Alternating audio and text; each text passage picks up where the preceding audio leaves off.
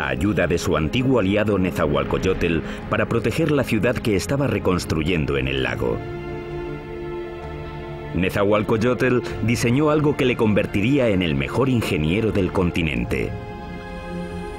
Su plan era crear una zona de seguridad alrededor de la ciudad con un enorme dique que protegería Tenochtitlán y a sus habitantes. Fue diseñado para ser mayor que ninguna otra obra que hubiera en las Américas en ese momento, con una longitud de 16 kilómetros al este de la ciudad desde el extremo sur del lago y hasta el norte. Los muros fueron un trabajo de cestería, hechos de palos, juncos, piedras y tierra. Como el lago era poco profundo, el dique solo tenía 3,70 metros de alto, aunque el ancho era de 8 metros. Nezahualcóyotl remató el dique con compuertas, seguramente puertas de madera, que se podían subir o bajar para controlar el nivel del agua. El dique también sirvió para otro propósito: proteger el suministro de agua. Era importante construir algún tipo de mecanismo de protección para evitar que se mezclase el agua salada con el agua dulce de la parte oeste del lago. Napoleón dijo: un ejército marcha sobre el estómago. Es fácil suministrar comida de sobra para los civiles durante el desarrollo crítico de cualquier civilización, pero los aztecas perfeccionaron un método único no solo para proporcionar mucha comida al pueblo civil, sino para impulsar la expansión militar del imperio. Esta solución revolucionaria se llamó chinampas, un sistema que les permitió crear literalmente tierra nueva para cultivar y para vivir. Si vas a hacer una ciudad de cualquier tamaño, tienes que proporcionar espacio, así que lo que ellos hicieron fue construir esas chinampas en el lecho del lago. Básicamente, una chinampa es una isla artificial construida en el lago. Parecían campos de fútbol estrechos, de unos 90 metros de largo por unos 10 metros de ancho. Una chinampa se hacía tejiendo una red de palos que flotaba en el agua y apilando juncos y hierbas encima. Después se sacaba fango del lecho y se ponía encima de los juncos para formar la chinampa. Entre 4 y 6 hombres tardaban 8 días en construir una chinampa media. Estaban conectadas a la ciudad por canales navegables gigantescos que miles de hombres tardaban meses en hacer. Una chinampa como esta podía producir hasta 7 cosechas al año, mientras que un agricultor en tierra firme podía cosechar 1, 2 o quizá 3 veces como mucho. Cuando una cosecha estaba lista para que la recogieran en una chinampa, los brotes de la siguiente ya estaban saliendo del fango que estaba extendido en un barco adyacente a la chinampa.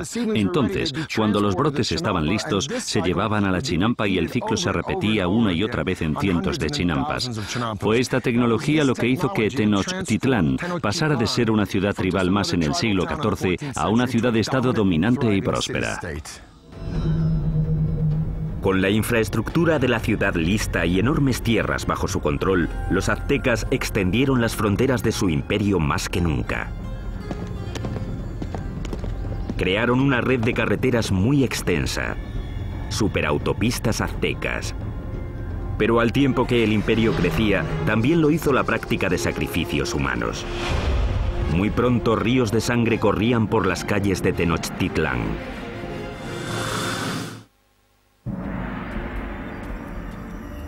Hoy, Tenochtitlán, la capital del imperio azteca, ha desaparecido, enterrada bajo la actual Ciudad de México. Pero hace 700 años era una capital brillante en ascenso, construida por ingenieros avanzados y liderada por emperadores exuberantes. A finales del siglo XV, la demografía azteca había explotado. Su siguiente gran emperador lanzaría una serie de conquistas que competirían con cualquiera de la historia.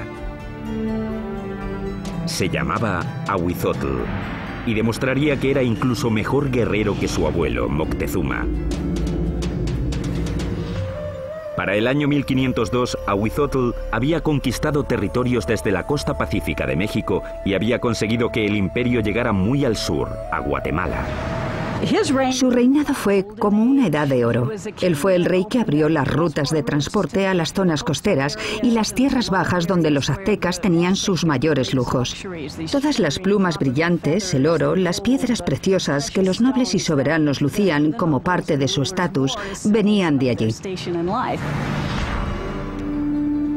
Para transportar riquezas al corazón del imperio, los aztecas construyeron una red de superautopistas que cruzaban México central.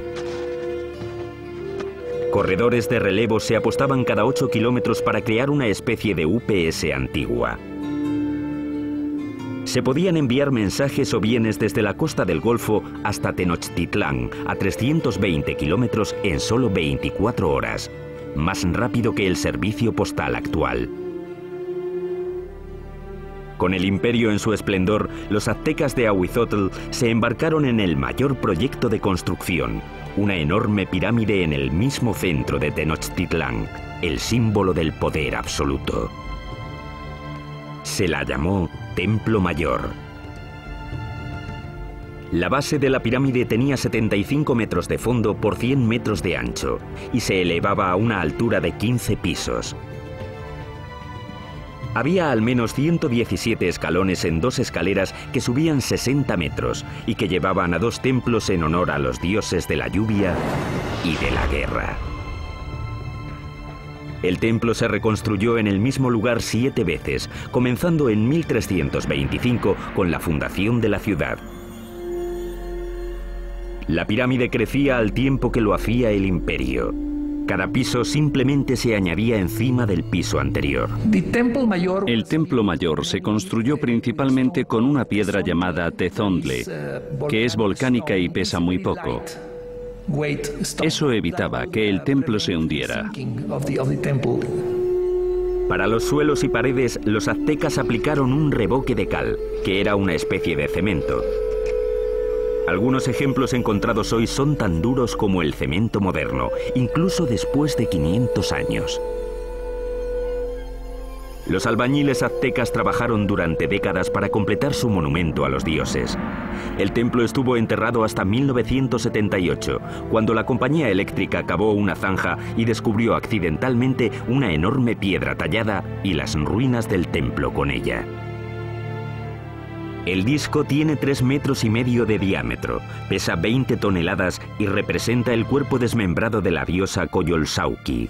Coyolxauhqui era la diosa de la luna, y su hermano la mató porque se quedó embarazada de una forma vergonzosa. Los aztecas no eran nada mojigatos. De hecho, los nobles tenían muchas mujeres y concubinas. Pero entre el populacho, sobre todo las mujeres, el adulterio estaba prohibido y se castigaba severamente, a menudo con la muerte. Según la leyenda, el hermano de la diosa de la luna le cortó la cabeza y tras decapitarla tiró el cuerpo por una colina. Los aztecas representaban este asesinato literalmente y a menudo en festivales durante todo el año. Decapitaban a sus víctimas en la cima de la pirámide y luego tiraban los cuerpos por las escaleras hasta la gran piedra de abajo. Para los romanos, el tesoro más preciado era el oro. Para los egipcios era el más allá. Para los aztecas era la sangre humana. Creían que tenía que haber reciprocidad con los dioses, así que tenían que agradecer a los dioses dándoles lo más preciado que tenían, que era la sangre humana.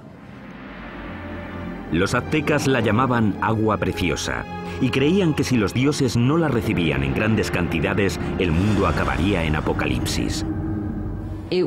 Adornar los muros interiores de los templos con sangre humana fresca era práctica común. Y el olor tenía